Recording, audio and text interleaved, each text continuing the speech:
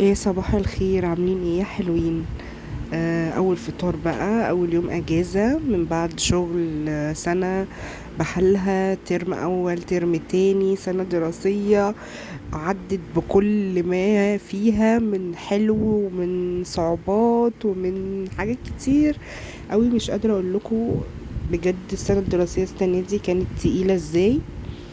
اللي عارفني عارف ان انا شغالة في مدرسة. من اصعب السنين اللي مرت عليا كانت السنه الدراسيه اللي فاتت دي. بجد ما صدقنا طلعنا اجازه. عارفه اللي هو اشهد ان لا اله الا الله.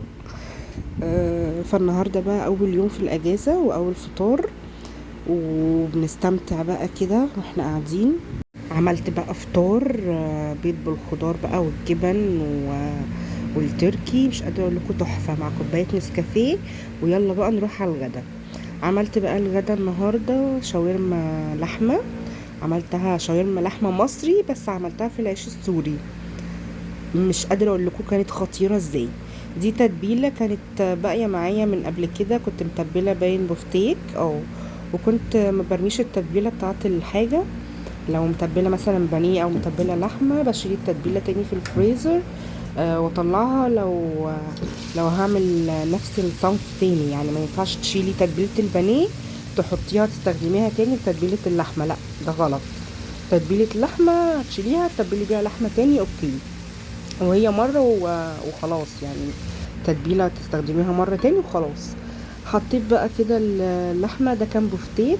فانا عملته قبل كده بالبيض والبقسماط، فالمره دي بقى قلت ايه اغير. كنت هعمله بالصوص الابيض وكده وبكاتا، بس قلت لا اعمله بقى شاورما. قطعته كده رفيع، وبعد كده بقى حطيت شويه زيت في الطاسه وشوحت اللحمه، ونزلت عليهم بالبصل والطماطم، ولما طفيت خالص رحت نازله عليهم بقى بالبقدونس وقلبتهم وسبتهم لحد ما يبردوا. وبعد كده بقى في العيش السوري بقى كده فردته وتنيت حتة منه زي ما بنلف العيش العادي.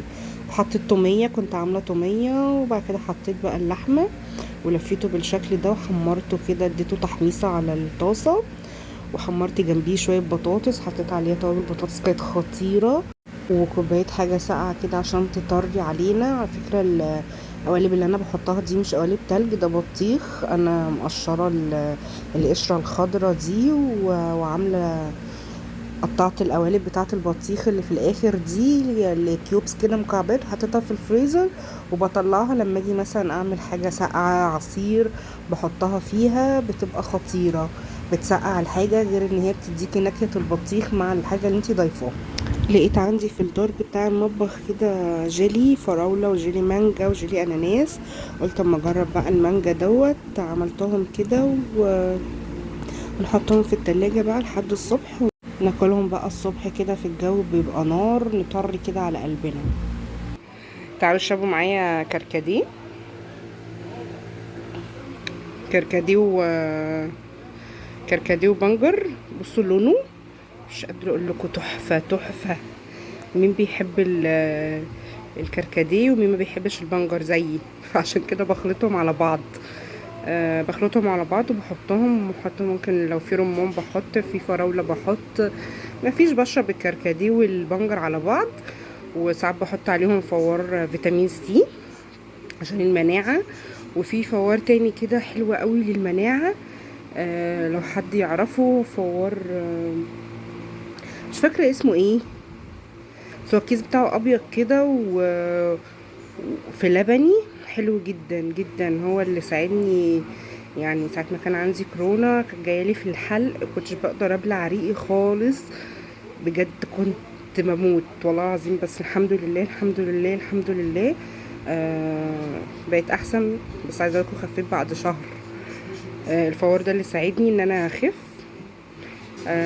لو افتكرت هقول لكم اسمه في فيديو تاني او في اخر الفيديو. هجيب لكم اسمه واقوله لكم. تعالوا بقى نشوف اشترينا ايه. حاجات حلوة كده كتير. اوريكم مشتريات كده شوية حاجات، تعالوا نتفرج عليها مع بعض. اوريكم جبنا ايه بقى النهاردة. جبت كده شوية مشتريات للسفر.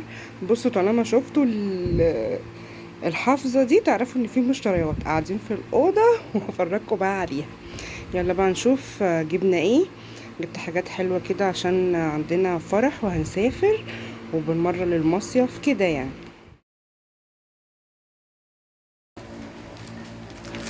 جبت شرابات الكريستال دي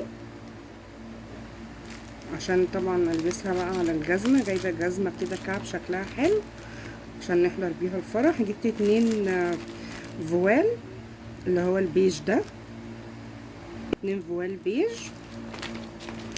وجبت السوفت ده، انا بحبه جدا، بلبسه كده من تحت بيريحني في الصيف. وجبت شورت قطن، الشورت عامل 185 والسوفت ده عامل 90. والشرابات الفوال ب20. عايزه اقول لكم ان الشورت القطن ده حلو جدا في الصيف من تحت الهدوم، لان انا ما بعرفش البس البنطلون او حاجه غير وحاجه تحتيه بس، ما برتاحش غير وحاجه تحت البنطلون. فطبعا الكارينا هيحرر. انا كنت بحب الكارينا اصلا، كنت بلبسه على طول، بس الكارينا اللي طالع دلوقتي اصلا ناشف وبيحرر. الاول كان في نسبه لكرة عاليه كان بيخليه مرن كده معاكي في اللبس، دلوقتي لا، القطن احلى بكتير. وطبعا في الجو الحر اللي احنا فيه ده القطن احسن بكتير. جبت ايه تاني؟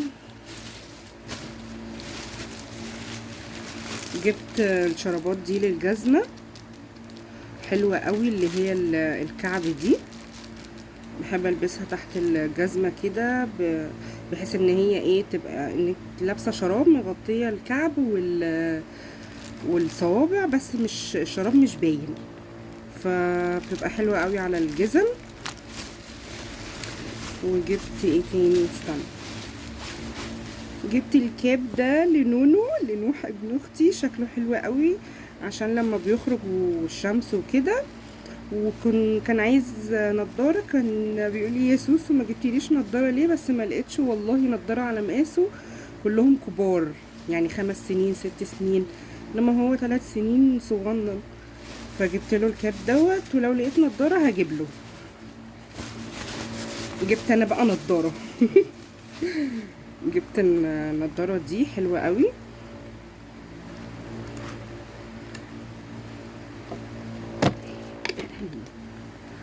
شكلها حلو. انا عموما بيليق فيا النضارات المربعه والمدوره، حلوه قوي. جبتها سودا، انا عندي واحده بني وعجبتني اللي هي الشكل المدور، بس قلت عندي واحده بني، استني هوريها لكم اهي. عندي دي حلوه قوي برضو بحبها، بس عايزه اقول لكم المفاجاه ان المسمار اللي هنا ده اتخلع، فهروح اركبه واستخدمها عادي. هي حلوه جدا على فكره وشيك قوي في اللبس. عندي برضو دي حلوه قوي برضو.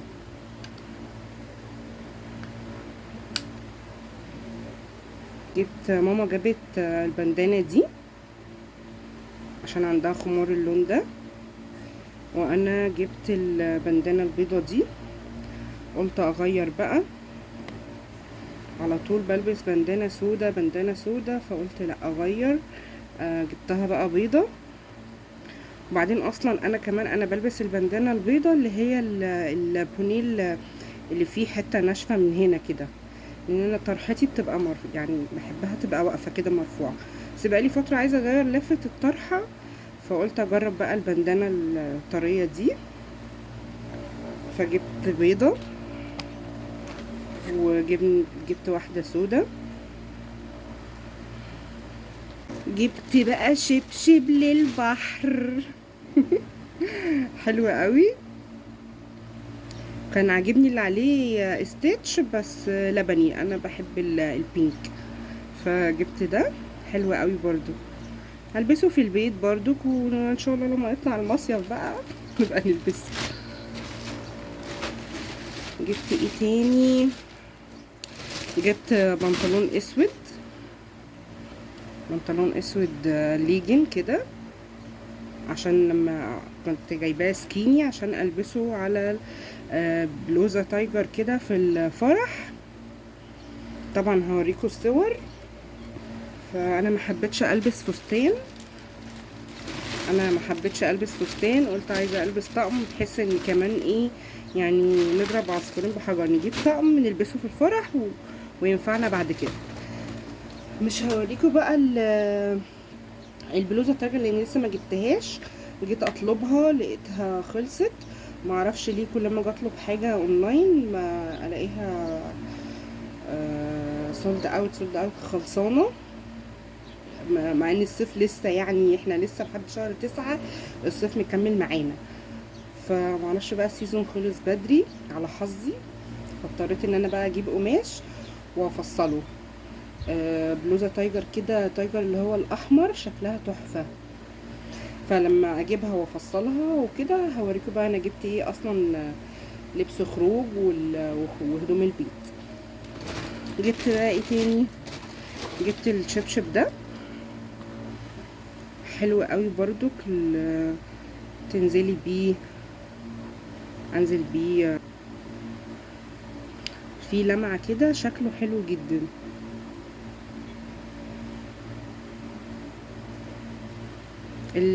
انا مسافرة البلد، بلدنا اسيوط، عندنا فرح الحمد لله، يعني ربنا كتر من الافراح. في الصيف الافراح بتبقى كتير، وطبعا في البلد بقى ايه اغلب الوقت البيوت مفتحة على بعض في الشارع، فاغلب الوقت احنا في الشارع. فده انزل بيه والتاني البسه في البيت. جبت ايه تاني، جبت الجزمة دي برضك ما لقيتش جزم حلوة خالص، معرفش ليه حظي دايما وحش، لما باجي انزل اشتري حاجة مش بلاقي الحاجة اللي في دماغي، غير اونلاين، والاونلاين ساعات بلاقيها خلصت، فحاجات غريبة كده. بس يعني الجزمة دي شكلها، انا بحب الحاجات السيمبل قوي، فدي ارق حاجة شفتها وجبتها سودا عشان تمشي على كل حاجة. فيما بعد بقى عايزة اجيب واحدة ذهبي كده شكلها حلو برضو، ان شاء الله هجيبها، بس مش دلوقتي بقى، ما نسافر ونرجع ان شاء الله. بس تعالوا بقى اوريكم الجزمة الكعب اللي هنلبسها في الفرح.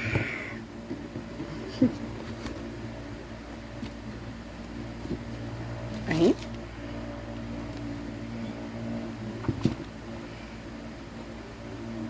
قولولي شكلها حلو ولا.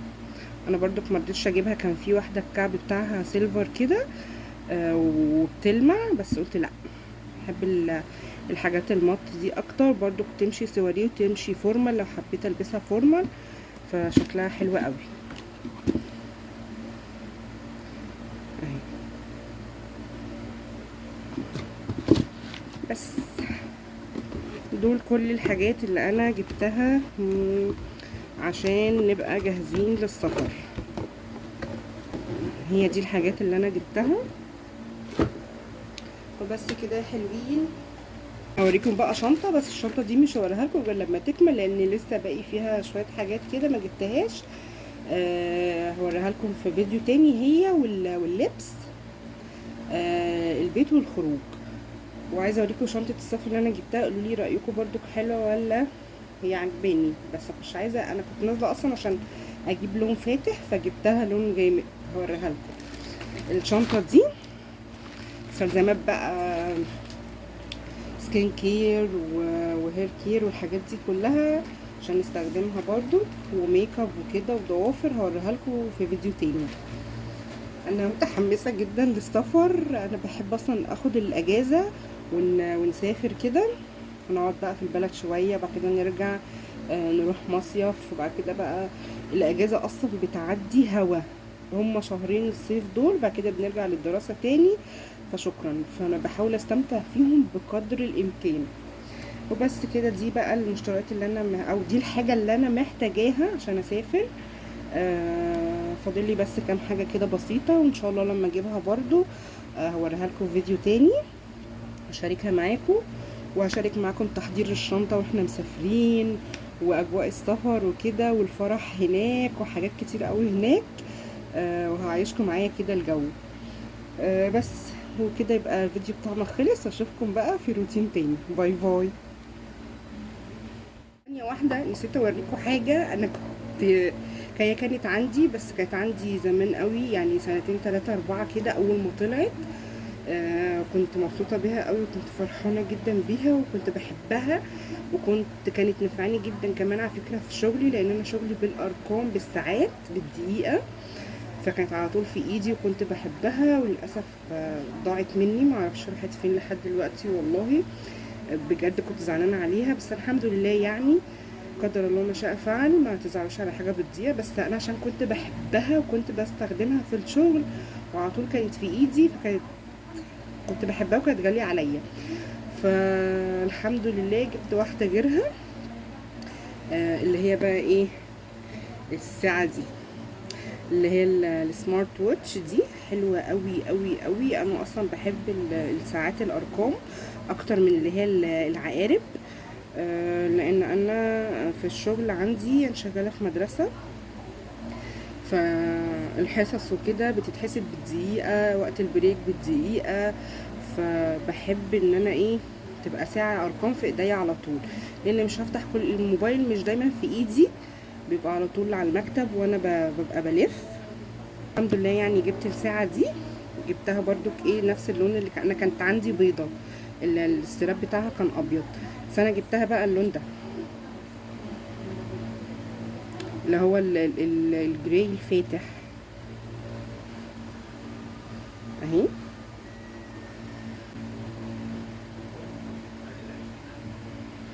برضو انا معايا واحدة كاسيو اللي هي اللي بالارقام، بس معايا السيلفر، فكنت حابة اجيب واحدة ذهبي، بس خلاص بقى انا جبت دي. ان شاء الله اجيبها في مرة تانية. بس عايزه اقول لكم ان انا مبسوطه بيها قوي قوي قوي. لدرجه ان اختي بقت بتتريق عليا، بتقولي بعد كده بقى بيكلمينا بالساعه. فدي حاجه من الحاجات اللي انا جبتها اللي مبسوطه بيها، حبيت اقول لكم برضو.